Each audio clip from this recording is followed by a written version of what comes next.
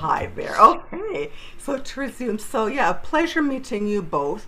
And, I was on your website and really just taking in what your mission is about. And I find it so really interesting because usually when we have organizations or groups that are going to be supportive, we focus a lot on the injured party, so to speak, and not much attention is given to those that the loved ones in their lives and the what it entails for them in that relationship. So I was quite intrigued to see, okay, here we are coming from the other end. And so I'm really looking forward to the conversation to just get an understanding of what that life is like, to explore the journey, and also for us to shed some light and dispel some of the myths that might be associated with people who are living with spinal cord injuries and their loved ones, and also things that we may not know but ought to know. So, if we could just start with each of you just sharing your particular journey, how you got to this place, and then just telling us a bit about why the organization got started. I guess I'll go first. So Brooke and I had began WAGS of SCI, Wives and Girlfriends of Spinal Cord Injury in 2017. So November 2017. And how that came to be was when we got together after our partner's spinal cord injuries, we realized that there were not very many resources. There was not a system set up for the partners. WAGS of SEI is grassroots. Everything you hear and see is created by us for the last, I guess, few years. And I don't know, Brooke, do you want to continue? Yeah, so my partner was injured in 2014. He sustained a C4 spinal cord injury, so a high neck cervical fracture. And he was at work when it happened. And yeah, it was just a life-changing injury. I mean, and it's very similar to Elena and Dan's story. Of course, they're a bit different levels, but they're both quadriplegics. And so after we went through the hospital system, the rehab system, we were at home, living this new life on our own pretty much for a year and a half. And then we decided to move back to Vancouver. We were living in the Fraser Valley at the time. And then I contacted Elena on Instagram, and it just kind of went from there. Like, I didn't have any other friends that were going through this. I didn't have any sort of community as far as like caregivers. We didn't even really know any other couples that were in this situation. And so we were pretty much on our own. And that didn't sit well with me because, and I'm sure Elena can say the same thing as me, is our friends, even our families, they don't understand what this injury is truly like. And behind closed doors, it's extremely difficult at times. We both deal with very, very high medical needs that our partners have, not just from the spinal cord injury, but from all of the secondary conditions that come along with the spinal cord injury, which are usually the most difficult to deal with. So Charles, can you give us an example when you say secondary? What would that be? So, most people think of paralysis as they can't move or they can't feel their bodies. I know both Elena and I had no idea really what paralysis meant when we first started our journeys with spinal cord injuries. But the actual worst thing about it is that it affects nearly every aspect of the body, including obviously the neurological system. So feedback from the brain to the body causes the paralysis, but also bladder, bowel, sexual dysfunction, the emotional toll that this injury takes, and just monitoring that on a constant basis. Like, our partners can't just go and use the bathroom. It's like a 2-hour process. And it's, from catheters to planning when you're going to everything revolves around keeping the body functioning using medical equipment. And this is something that able-bodied couples just don't understand. They don't understand what it means to plan a vacation, but in order to go on a vacation, you have to make sure that there's a roll-in shower, an accessible bedroom, room underneath the bed, a low bed. You have to ask, all these questions and plan so far in advance. And so not having that community was really tough because I was kind of just feeling feeling into the deep end myself. And so then when I met Elena, it was so awesome because not only are we the similar age group, but our partners were both very similar in age groups as well. And it was just so enlightening to be able to talk to somebody who had experienced a very, very similar situation to ours. Different accident, but very similar. And so just having that person to go to and talk to about, oh, did you get any sleep last night? No, I didn't get any. I was up with spasms all night, or my partner fell out of his wheelchair and I had to pick him up off the ground. And oh, my partner had an accident at the movies and we had to go home. Like all of these things, no, none of our friends really understand unless they're involved heavily in the day-to-day, which they aren't. And so that's kind of a long explanation, but yeah. Yeah, no, if we could just go back a bit, because I would love to understand just the emotional part of it first and foremost. So, Elena, if you could perhaps speak to that. So, the accident happened. Just walk us through what that was like for you, the adjustment, because there's someone that you love, and this is the person I fell in love with. Then this happens. What was that like for you in the beginning? How did you transition through? If you could just walk us through what that journey was like for you. Well, I will do my best. So Dan's, like Brooke had mentioned, Dan's accident actually happened while we were on vacation in Cuba. And so we were really excited, to go away, packed our bags, and it was Christmas time, and we were gonna escape the snow and the weather in Vancouver, so to speak. And so we packed our bags to go on a really great trip. And Dan had never left the country before, so I wanted to surprise him. And we went to Cayo Santa Maria, which is, it takes about, I think it's a 50-kilometer causeway to get to this part of Cuba on the island. So, when his accident happened, it was the day before we were meant to go home. We had an amazing time. We celebrated New Year's there. His accident had happened on January 2nd. So, all the highs and the lows really hit us. We were finished, kissing at midnight, celebrating New Year's, making all these promises of all these things we were going to do when we got home, like start a family and get married. We were really excited. And he dove into a shallow end of the pool following some of the entertainment that was there, leading them to dive and dance and do these things. And I had left to go to the bathroom for 5 minutes, I swear. And when I came back, there was a floating body on the side of the pool. Oh my goodness. And to say I was shocked is an understatement. I didn't think that this could ever happen to us. And I know that sort of sounds selfish when you sort of say, why me? Yeah. But you hear about these things. You see them on, House episodes, or that's literally other people. Yeah, other people. You don't think it'll happen to you. So from there, I just I ran to our hotel room and got our documentation, and we went to the hospital. And again, nobody was telling us what was happening. I had no idea what was happening. I held his neck with my travel pillow while he was flopping back and forth in the ambulance. They didn't have a neck brace for him. They didn't have anything for him. It was me covering him with our little travel blanket.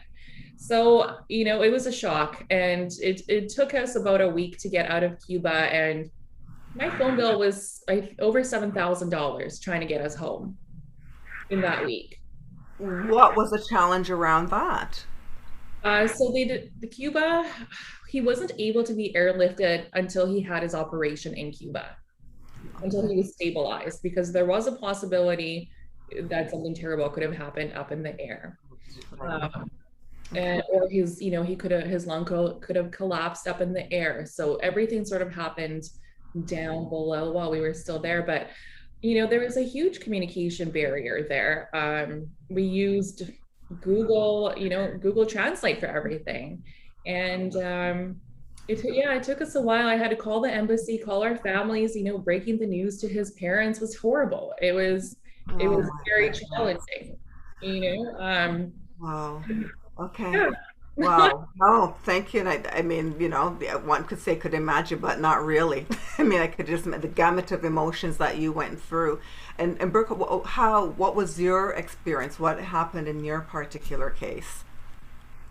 So my partner was at work, and he was a site superintendent. So he was actually in the office of the job site, and he got a call from one of his workers saying, hey, one of these truckloads just came in.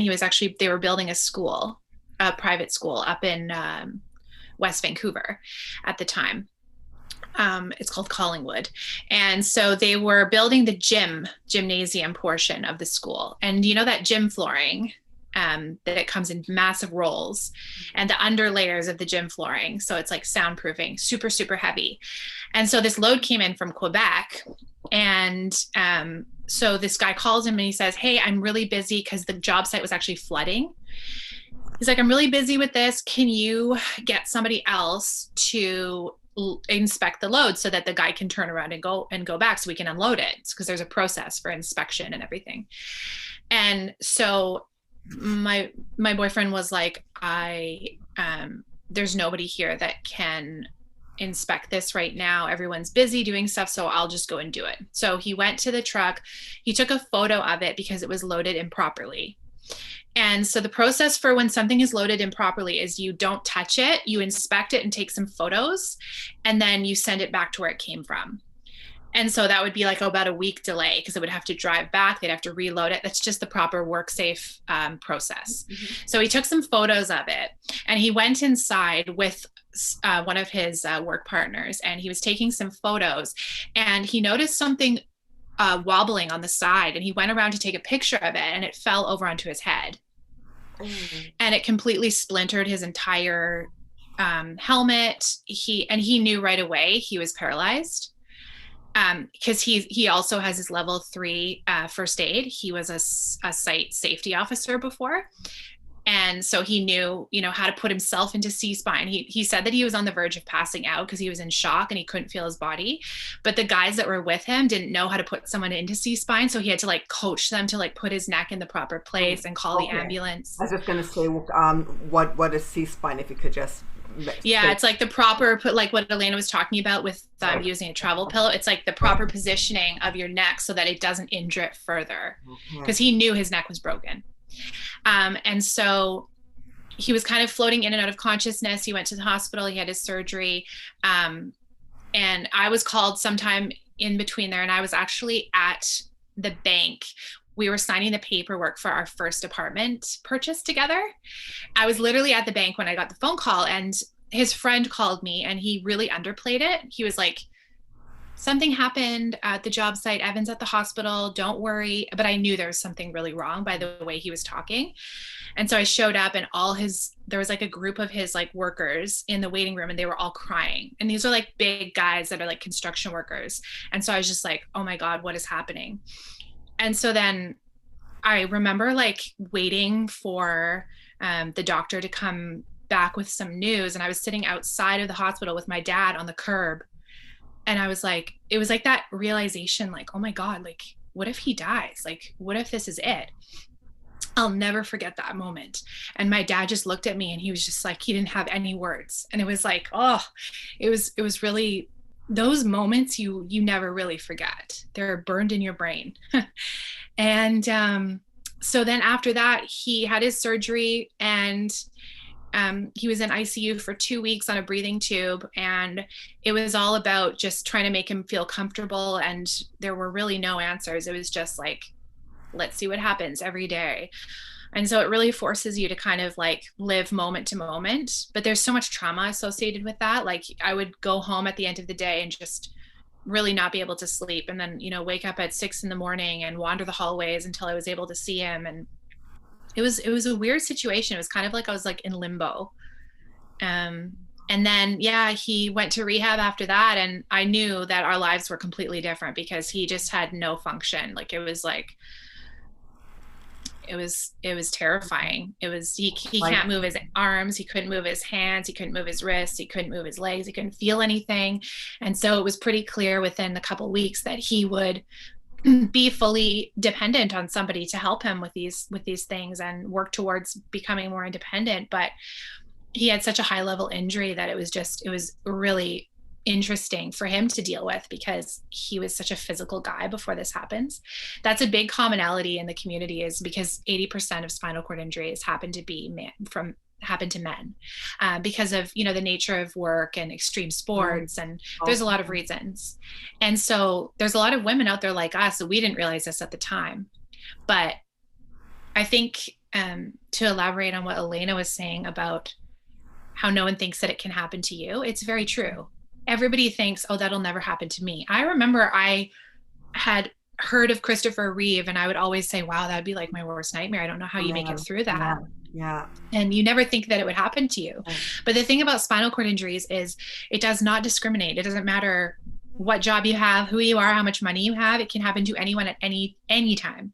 A lot of the men in our community had random tumors in their spinal cords or abscesses that they didn't know, and it instantly paralyzed them. So it's not just accidents. It could literally happen to anybody. And so there's such a wide variety of people in our community because it doesn't discriminate.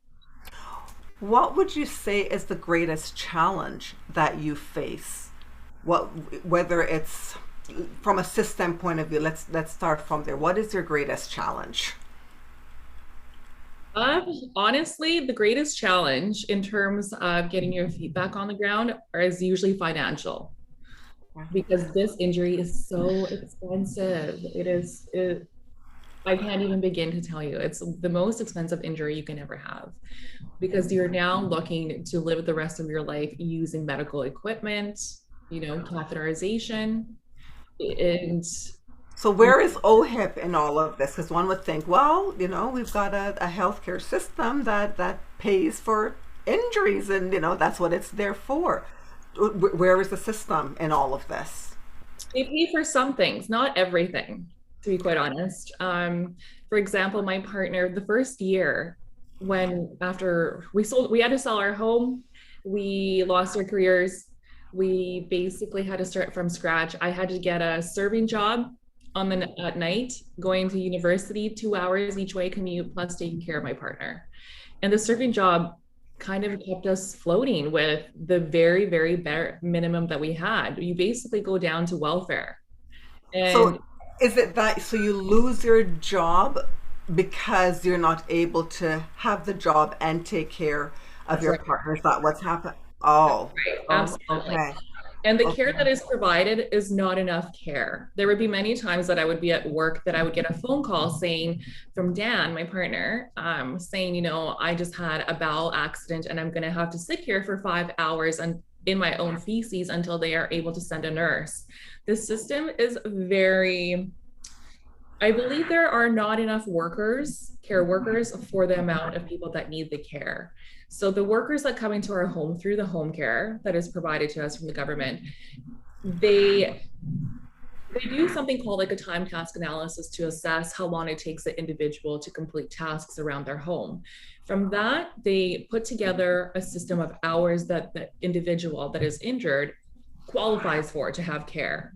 And they split it up by seconds. How long does it take you to, transfer from your chair to your bed? Okay, that takes you maybe 10 minutes. Okay, we'll give you 10 minutes of care. And there's no amount of time even to prepare a meal. Because I am here for my partner, they take those hours out and they say, well, she'll just do it because she's here. You have to make something for yourself to eat, so you'll just do it. A lot of the domestic things are not included. He doesn't have hours for a home cleaner to come in. He doesn't have hours for somebody to give him massages in his legs at night, or use his percussor or do the stretching. So if you get a job then, outside of the home, would they, in assessing, say, well, since your partner's not here to do these things, we need to provide you with someone who can do them for you, and so the hours that they would be available to him would be greater? That's not the case? No, that's not the case. The only way he would be able to receive more hours is if he was a single individual without a partner and we split up or we get divorced. That is the only way, because also my income of me working outside the home now taps into how much money the government will give him, and he loses benefits. And he can lose a lot of what he has. So there is an income cap as well.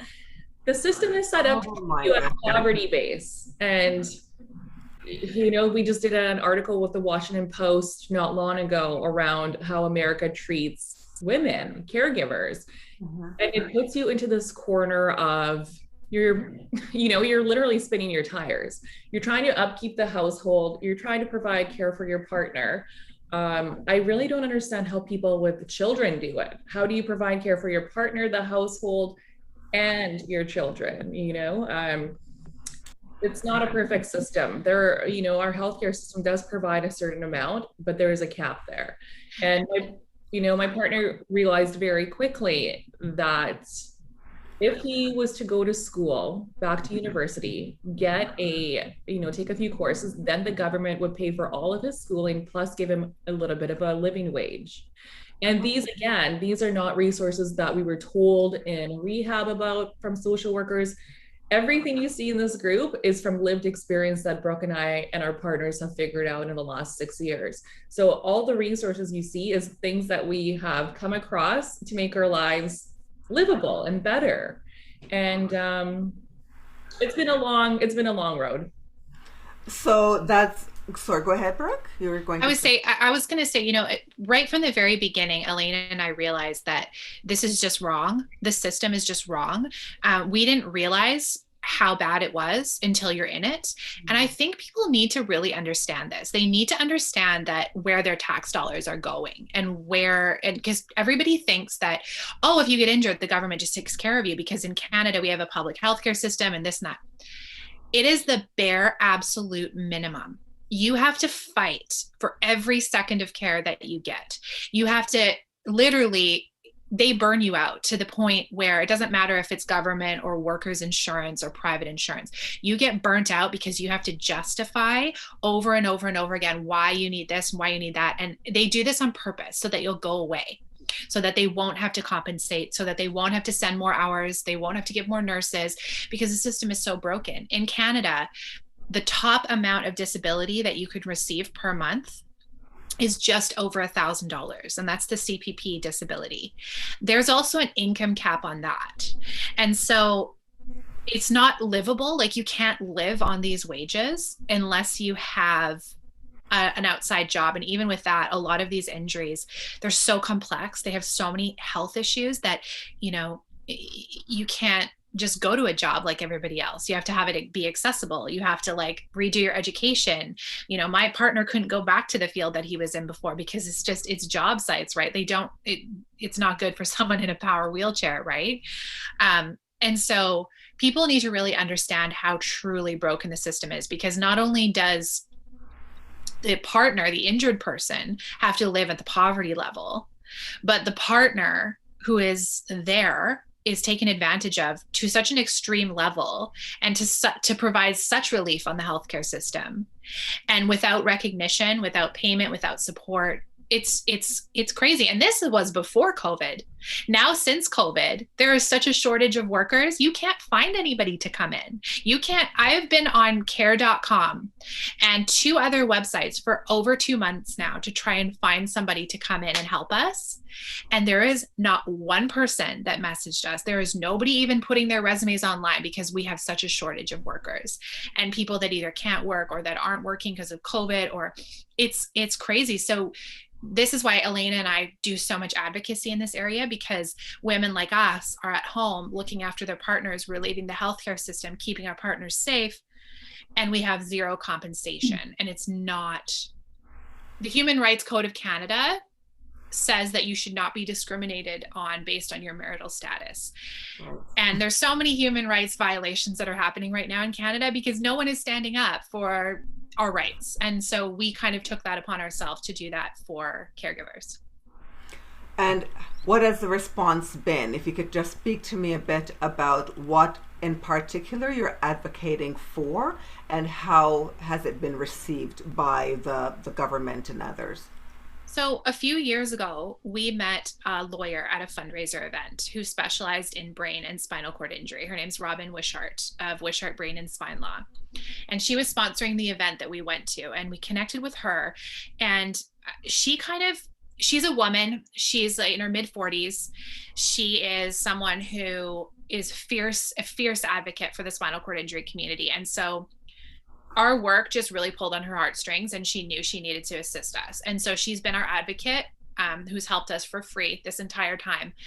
And so what we've been doing is, when you have a lawyer on your side, people start taking you seriously. It is what it is. You know, when you can CC a lawyer, or when you have a lawyer writing something for you, you get things done way faster because they know that they can't take advantage of you anymore. So what we started doing was, we are advocating for paid spousal care.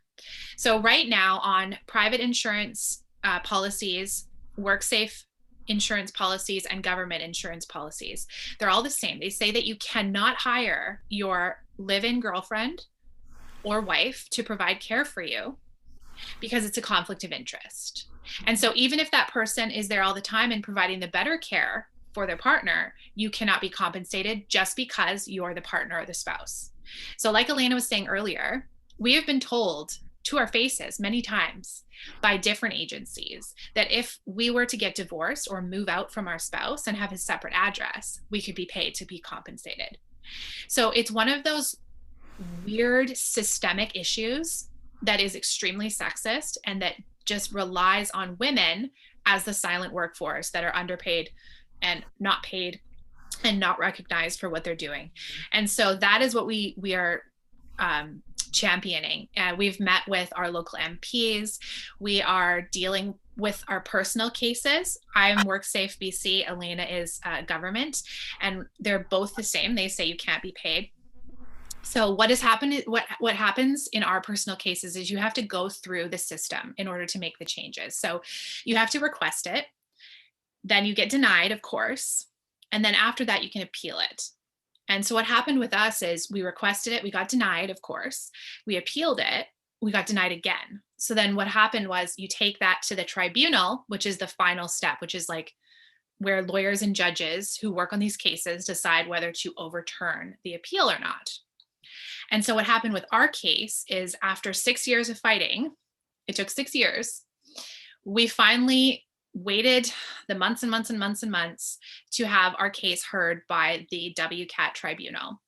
And the lawyer that was overseeing that completely shut down the dismissal. So what happened was, he said it was a violation of human rights.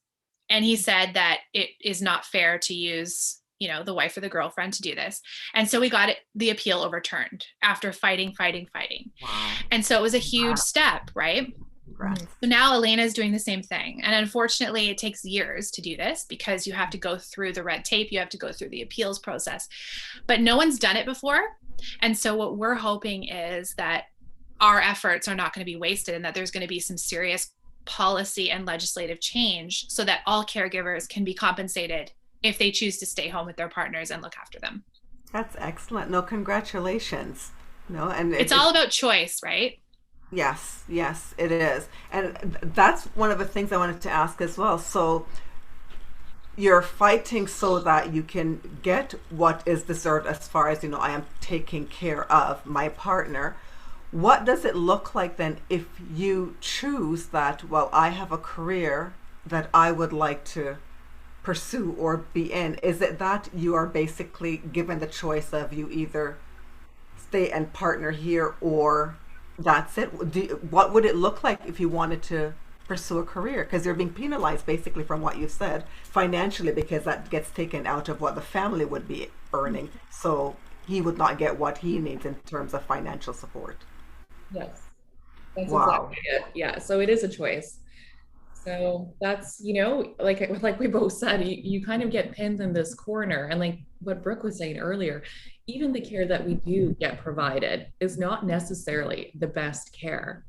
I've seen this time and time again with my mother, who has Parkinson's, and, you know, having her, you know, through care for many, many years, we've all learned that not everybody who is in the field should be in the field, like any career, right? Right. Some people just show up for a paycheck. Do they do the cleaning? Do they clean your partner up properly? Maybe not. Maybe they're just there because they think that caregiving is sort of a entry level position to get into. And sadly, that is how our country teaches or treats caregiving, that it is an entry level position, that women have this innate instinct to care, so they should just do it, right?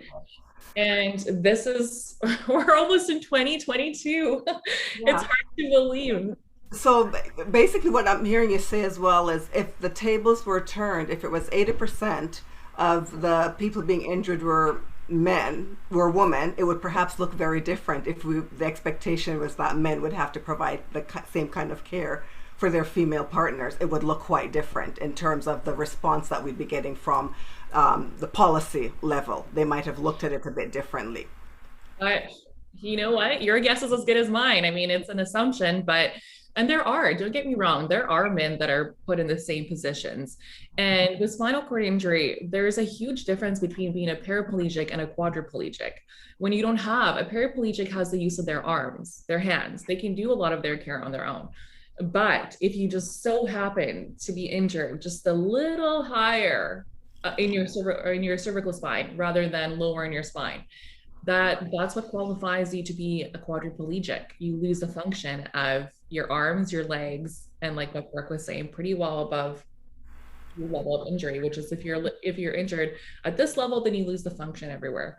So, it's And what's the difference in that case? How does the system treat those two things? What is the difference between the paraplegic, the quadriplegic in terms of the system itself and the support that they're going to give? Is there a difference in the number of hours or how you qualify, or not really? Not particularly. I would say it's, there is, yes, you're higher level, but what does that look like for somebody to complete a task? How long does that take you? Unless you were saying that a task takes you very disproportionate amount of time, like an hour to complete, then that is what you basically get. So your minutes of how much time it takes to complete a task, it's minutes, and they get calculated together. And then you qualify, let's say, for an hour and a half or 2 hours. Would it, right. So would it make a difference, you feel, if the people giving the care were seen differently and paid a better wage? Would that make a difference, you think? Honestly, from my experience, we had care for the first year and a half of my partner's injury, and we had a really terrible experience with caregivers. We had 5 different caregivers during that time, and they would, some would show up late. We had one caregiver who missed 82 shifts. She had lied and said that she had an autoimmune disorder to us and to, herself, I guess, but she was getting paid while she wasn't showing up. Like, she was saying she was coming to our house and checking in, and I was doing all the work, and she was getting paid for those 82 shifts. So I don't know. My opinion is a little bit different. I believe that if the spouse wants to provide the care and they enjoy it and it's something that they want for privacy with their partner, I believe that usually it is the better care because they actually care. Right. The problem with a lot of caregivers and nurses is that they're just so overworked and underpaid. And they'll show up for an hour and a half and they'll have to run out the door and go to another client to get that hour and a half. And it'll just be so much work that they don't take it as seriously as someone who actually cares. And for whatever reason, they're compensated, but we aren't. So it doesn't, that's the kind of the injustice there is it's just wait a second, that doesn't even make sense. You should want to compensate for the better care, Right. Yeah. How does this impact your personal relationship? The dynamic of it. So I mean, you're caregiver, you're also partner. What does that mean? What does it do in terms of how you relate to each other in wearing both hats? Well, from my perspective, it's a little bit different than Brooks. We do have care, and that was something that both Dan and I had talked about in rehab. Was that it was really important for us to have that space and that care for him and for myself. That means that if we go traveling, I do, his bowel program with the suppository, or, I do all the transfers in and out of bed, getting him dressed, doing the stretches, doing everything. That is just to provide us some privacy away from the care. So it's sort of a double-edged sword. So that is just one thing that we have learned to adapt to, is that every single morning we know somebody's going to come into our home, and I have to share that space with that other person and with my partner as I get them ready. So for us, that hour and a half in the morning means the world. It means that I can do the dishes, catch up on laundry, take the dogs out for a walk, just regular household chores. And for us, that was really important. That being said, it's not a perfect system. It takes a while to find the right caregivers, like what Brooke was saying. Some are not meant to be in the field. We have been very fortunate. We just recently moved, so we had to move from one district of Vancouver to another. That means with a different sort of branch of the company. That means there are other women that are, specific to this area of Vancouver. And it's taken us a while. There were many, many shifts that I had to pick up because the caregivers weren't showing up. My partner, like I said, is in school to be a recreational therapist, so a therapist of recreation. And so he has to get up early to get ready to go to class. There were many days that, sorry, there's no caregiver showing up today, and then he needs to get ready and take off and go to class, and he's unable to. So then I would get up and just fill in and do these things. Or caregivers showing up maybe 2 hours late, or saying they're going to show up 2 hours late. And again, me filling in. All through COVID, we were terrified that somebody was going to come into our home from being in so many other homes and bring something into our home. So we canceled all our care for months, and I did all of the care. So, what would you say then for people, because I know in talking about the fact that we're going to be doing this interview, and people had so many questions, like when you think of your relationship and the nature of what it is, which is not what you started out with, it's not the person who you fell in love with physically, so, and I'm sure that has an impact mentally, emotionally on how you show up in this world. What is that like? Because there's those who say, how, if you're a caregiver and it requires that much, and this defines so much of your relationship, where does the lover part of it come in, the partner part of it, where you can step outside of seeing this person as a caregiver? So there's a song that I actually queued up with Andrea de, Rise Up. I'm not sure if you're familiar with it. And it's her partner asking her, he put a note on the screen that he wanted them to go out on a date, and is showing them on that journey. And people can look at it and say, at what do you get angry? Do you stay because you feel, well, how could I leave? Where is the love piece of this, and how does that get influenced or impacted with the other emotions that would come to bear, whether it's regret, anger, frustration? What does that look like for you in a real sense?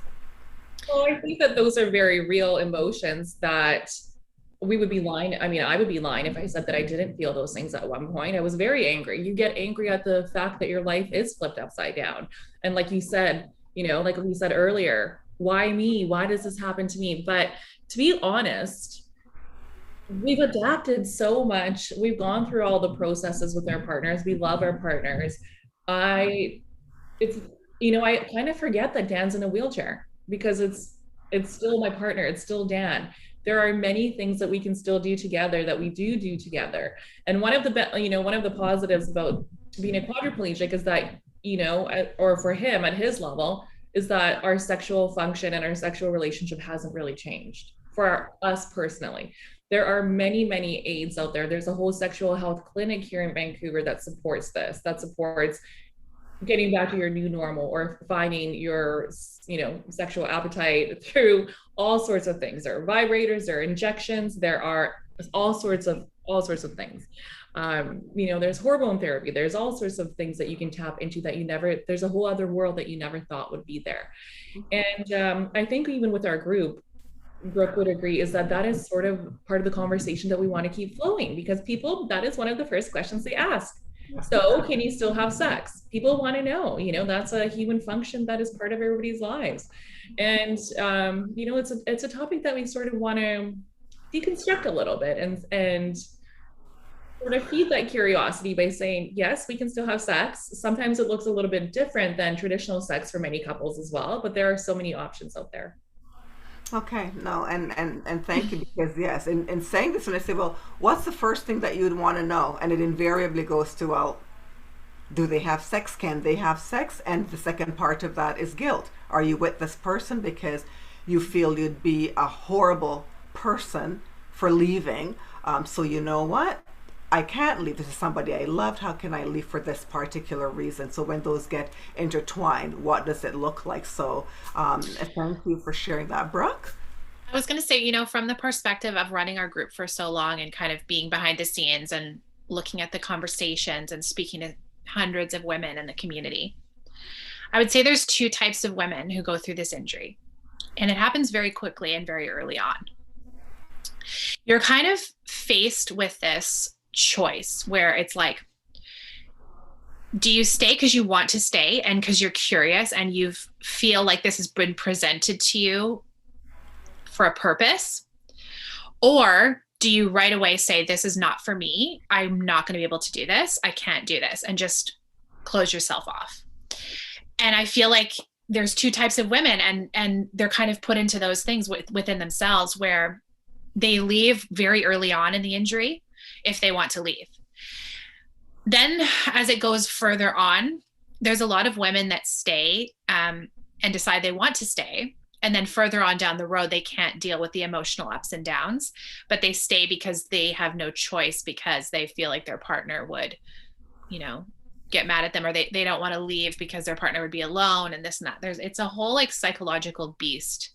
Yeah. But I would say from my perspective, I never really got to the place where I thought to myself, should I leave or should I stay? There was always this thing inside of me that was like, I love this person. I believe this was put in our laps for a reason. And I want to explore this with him. I want to see what this will bring us. I want to see how this will make us grow individually and together. And honestly, like, it's been 7 years, and I am grateful every single day that I made that choice. Was it easy? No, it's not easy. You have to navigate the ups and downs of your emotions. You have to navigate the different phases of this injury. My partner went through a lot of depression for the first couple of years, where he was so unhappy with his new body and he was just depressed. And, it's difficult. And then I went through my own phases too, where, you're sad for my phase. Mostly was, I was so sad for my partner, because I loved him and I wanted him to be happy with who he was, and he just wasn't. And it was me trying to like, why can't you just be happy? That was the biggest hurdle for me. But then you kind of realize that you can't force healing on somebody. They have to find their own way. And so to be witness to that and to be actually able to go through that with your partner, it's like a level of closeness that you get that it's just, I don't think it happens very often in able-bodied relationships. The kind of vulnerability and closeness that you get from going through all of this together and actually working on your communication and actually not being able to hide anything from each other, because you're going through these raw moments where you're crying and he's crying and it just doesn't seem to end for so long. And when you go through that together, you get this deep kind of relationship that it's just like 1 in a billion. Like, I feel so fortunate every day that I have this person with me. And yeah, our life is difficult, but to me, the plus sides of how much I've grown and how much he's grown, I would never trade a second of it for a regular relationship, because I view this as such an opportunity. And I'm not just bullshitting you right now. Like, I view this as such an opportunity of like, wow, we have gotten to solve some of these deep problems within ourselves that people don't get to until they're in their 60s or on their deathbed. And to be able to live that way and to like live moment to moment and get through these kind of hardships and really, really create your life how you want it to be, it's just such a blessing. And like, I see a lot of my friends going through the motions and they're not, nobody's really happy. Like, that's the thing, is like, if you decide to leave at the start of the relationship, it's not about the injury. It's about yourself or the partner and your relationship. It's not about the injury. It's always about undealt with emotions or processing trauma or the inability to process it and not being able to work through your stuff or not having that love there in the first place. That's a lot of the women that we've met or that have left have just been like, they've known that they weren't in it for the long haul before the accident. So it doesn't sustain through that kind of trauma. So, and I mean, thank you. I know we're wrapping up soon, but I'm curious to know, can you speak from your partner's perspective? And I'm thinking of how men are socialized into the whole machismo part of how we define being a man and what it was like for them to make the adjustment to not fitting. And like I said, many of them that get injured are people who, you know, they were the athletic type, etc. What was it like for them? What is it like for them now in defining themselves when society has said a real man looks like this and does this? Could you be, you know, it's presumptuous to a certain degree, but from what you know of your particular partners, could you speak to that aspect of it for them? Well, I mean, I guess that you're sort of tapping into a little bit of deconstructing that toxic masculinity that, you know, that media makes a lot of money from. I mean, let's face it, you know, we're chasing these images because somebody is making money off of our insecurities. That's what it comes down to.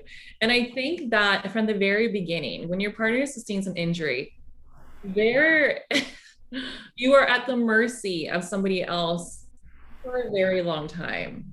A lot of the guys, they can't breathe on their own, they can't go to the bathroom on their own. You're surviving. You go back down to the very, very basics of, I need to just make it through today. I think that, you know, that sort of tough masculinity of I'm going to do it on my own, it has to be squashed right away, because that sort of feeds into the fear and the anger, where from our perspective, our first conversation was, how do we move on from this as quickly as possible and start from scratch as quickly as possible? We had the conversation of selling our home while he was still in hospital. You know, we said, okay, we need somebody just to tell us, what does this mean for our future? Can he walk again? What does this mean? We had a 3-story townhome. And I just needed somebody to be really honest. It's not a time to, oh, you know, maybe this, maybe that. You want to be able to move on as fast as possible because you want to adapt your life so your partner can do things successfully and can still have their life of however they see, you know, their hobbies, whatever. That's a lot of the time it means renovating your home or picking a new career or, you know, just setting yourself up for success. So were they able, for either of your partners, did they get help from a therapist to deal with the adjustment of basically mourning the life that was to now this is a new life, my life will look very different than I had imagined it? Did either of them go that route to getting someone that they would be able to speak with, or did they go through it with your support and just figure it out on their own? Well, Yep. that's one thing that is not supported by the government. When you go into the rehab in GF Strong, you have one appointment with the therapist, and they basically ask you, "Are you suicidal?" And when they say no, I don't think so, they say, "Okay, you don't qualify for therapy." And so that kind of sucks because it just makes it so, because emotional healing is, for me, the biggest part of this injury. And it's the least supported part of this injury. So you have to pay out of pocket for therapy. And therapy, my partner went to about 10 sessions with a therapist about a year and a half into the injury. He did some EMDR. Which is? EMDR is like a process between you and the therapist where you go into the painful memory and you let it go in a certain way. And it's just like a cognitive behavioral therapy technique. So he did that a few times to kind of process the actual memory of the trauma. and he really liked it. But I would say that the most work that he's done has been independently on his own, through exploring his spiritual side. And my partner has always been someone who is in tune with who he is. But since his accident, he's just skyrocketed to this person who basically he wouldn't be where he is today if he didn't find that connection, his spiritual side within himself. He spent so much time and energy working on that and working to develop that. He basically said to me after a couple of years into the injury, he's like, do I want to be upset? Do I want to be upset and frustrated every day? Or do I want to actually get to the bottom of why I'm frustrated and deal with it and nurture that connection with my spirit so that I can choose what I want to be? I can choose to be happy, even in this shitty situation. So I think this is one thing that we're also working really hard to get into the community is the stigma of asking for mental health support is very real. And these are the people that need the support the most, because when you're in that, when you have an injury like this, you're brought down to your very core of survival, and you kind of have to build up from there. And so many people don't have the tools to do that. So they become addicted to drugs, they start drinking, they get depressed, they get super angry, and they internalize all of it. And it's just so wrong. And like, it would be amazing to have mental health support in the future for people that sustain spinal cord injuries, not just for themselves, but for their partners. Yeah, no, I mean, and it's fantastic that your partner is actually tapping into that part of himself. But we do know the research has shown the difference that mindfulness makes, for example. Yeah. Right? That would be a huge part of it, dealing with pain, dealing with change, and just being present and making, your life as full as it can be. So I could see that why that would be something that ought to be a priority. And that, quite frankly, when you think of an injury like this, it makes sense that there would be support for the financial support to say, yeah, do this, because you need that foundation in order to be able to deal well with everything else. So I know I was reading that you have a run that's done annually to raise funds. Can you tell me a bit about that? And also I would like to hear a bit as well about the bosses, because there are people, you have your own businesses and people can support that way. So could you speak to both of those for me, please? Yeah, sure. I guess I'll take the run section of it. Sorry, my dog is chiming in. Okay. Getting excited too. He says, yeah, tell me about the run. So the WAGS of SCI self-care run. Sorry, Charles is very vocal right now. Charles, no. So the WAGS of SCI self-care run happens once a year. We just launched it last year, actually, after, we saw what was happening through COVID and how the women in our group were being affected. There's just been so much change that's been happening in the world. And we thought, what a great way to raise some awareness, some funds for the women in the community. Than just getting some fresh air, moving your body. So that happens in March 20th. And everybody across the globe can join in. And at this, the same time, we just get out there, we get our bodies moving, we raise a little bit of funds, and those funds are allocated to go directly to the women that are in our group for date nights. So we really kind of going back to that piece of relationship again, that is the basis of our group, is celebrating love, celebrating relationships. And that's what we do. We have all sorts of giveaways that we send couples on date nights to go, stay in a nice resort or, go out for a nice meal, because like we said earlier, this injury is very expensive. Spending $100 on a meal is not feasible for many, many people. And it just gives you that little bit of a break to reconnect, to sit there, to be present, to talk. How many couples don't really talk sometimes because it's so stressful and they're just trying to survive. So it's, we are huge supporters of that. I hope that. No, that's awesome. And I mean, and there are people who might wonder that, yeah, why would the money be going there? But you're right, because you need that to rejuvenate. You need that to really be able to feel fulfilled in your relationship and to be well, right? It's all connected, our well-being. So that's great. And if you could speak then to the other part of it, the your entrepreneurs, the bosses. So tell me a bit about that. Are you able to hear me okay? Yeah, sorry. Elena, did you want to go or no? Yeah, I can tap into that.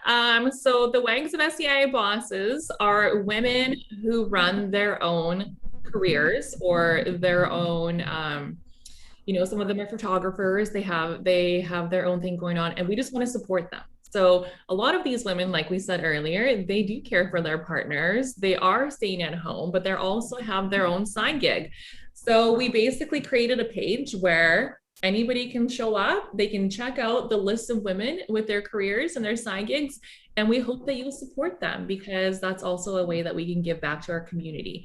And we've always said from the beginning, we are, support your local girl gang, support your international girl gang. That's the best way to keep it circulating within the community and a good way to keep everybody feeling in the loop. Okay, no, that's perfect. And I'm just curious, have you been approached by husbands to do the husband version of WAGs of SCI? Oh my gosh, we literally get asked this at least once a week. Okay. And every single time we say the exact same thing. We can only speak from our perspectives as women, as caregivers to our partners. What women who have spinal cord injuries go through is very different to what men go through.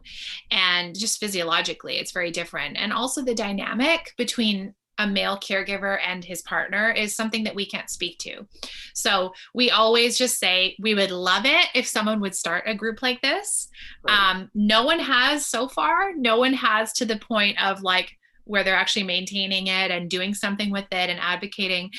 Just because I don't know, like there's few and far between male caregivers out there for women with SCI, and and that's just purely because 80% of spinal cord injuries are men, right?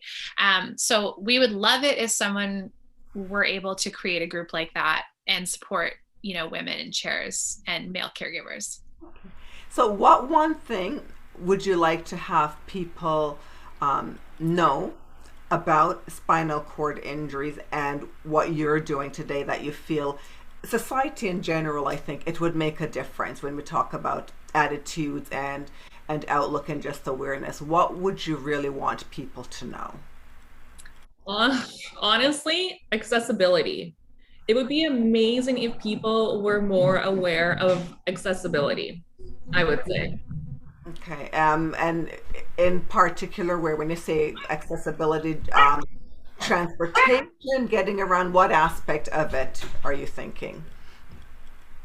What comes to mind? Sorry, I've got a bit of a commotion on my here. In terms of, if you see somebody needing that parking spot, be more mindful. Don't park in it. Restaurants, many restaurants have stairs. Many restaurants don't have accessible bathrooms. It would be amazing for friends and family to be more cautious of that too, when inviting, our partners and us to their home, or inviting our partners and us to restaurants. A lot of the time we show up and we sort of say, that's not going to work. We can't do that. And then that's the end of it. So many people just end up staying home, truly. Wow. So it sounds to me like it's something that we should look at from the education system, right? So it starts there that we teach about accessibility and give that awareness and empathy for what needs to happen. So it's a part of the larger society. And any advice that you have in particular for other women out there who are having partners with SCI, what would you like to say to them if they're not already members? I would like every woman out there to know that when you're ready, there is a support system for you within this community of other women who are going through pretty much everything that you're going through. We talk about everything on the private Facebook group that we have, and it's just, you're not alone. Like this injury feels extremely isolating at times. You don't know who to turn to. None of your friends understand. And we just want every woman to know that you are not alone. We're all in this together. And we now have a community where you'll never feel alone again, because there are hundreds and hundreds of women who are in your exact same situation. And you'll find someone on that group that has pretty much your exact same problems. So it's nice to find a place to go where you can celebrate the little things and celebrate the big things, and also get answers to questions that just are not available online and aren't available in your community. You know, some of the women in our group live in very remote towns, and they've never seen another person with a spinal cord injury. So to have that support, even from a distance, is so important. So women need to understand that. And also, I would say, to go back to what I wish society would pay more attention to, I definitely think that people need to start paying more attention to the people that provide care to loved ones, because there's a famous quote we always quote on the page by Rosalind Carter that talks about how every single person will either be a caregiver or need a caregiver at some point in their life. And so it's really important to just understand that, because we live in a society where if it doesn't personally affect you, it's hard for people to relate. But this is something that everybody can relate to, because not only does spinal cord injury, could it affect almost everybody in the world, doesn't matter who you are, but being a caregiver literally directly affects almost everybody, because in some way or another you will be or need one.